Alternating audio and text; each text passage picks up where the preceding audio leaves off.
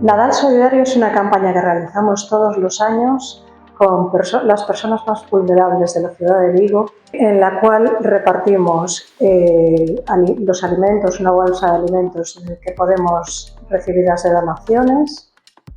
Les damos una comida especial para que compartan, al igual que el resto de las familias de la ciudad, los acompañamos y además les hacemos un pequeño regalo todos los años.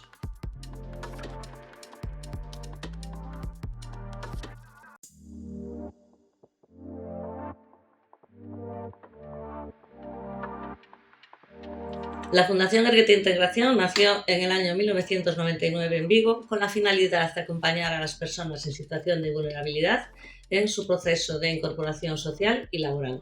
Trabajamos en 4 áreas de intervención fundamentalmente, que son el medio penitenciario, intervención social, igualdad y formación e incorporación laboral en la Comunidad Autónoma de Galicia.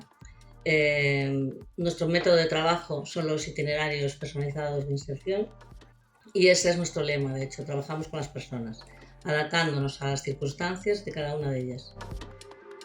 Área de Emprego e Formación da Fundación Arrieta Integración, un conxunto de programas e servicios orientados ao deseño de itinerarios personalizados de inserción, tanto formativa como laboral, no que se promove as competencias digitais e acceso ao emprego de calidade de persoas que podan estar en situación de vulnerabilidade.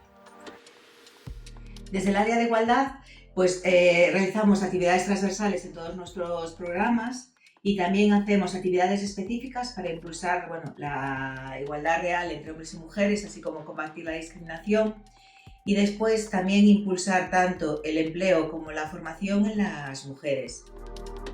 Desde el área de intervención social atendemos a personas que se encuentran en situación de exclusión social severa y o personas con problemas de adicciones, desde un enfoque de derechos, prevención y reducción de daños, atendiendo a las necesidades básicas y ofreciendo apoyo psicosocial, acompañamiento y acceso a recursos.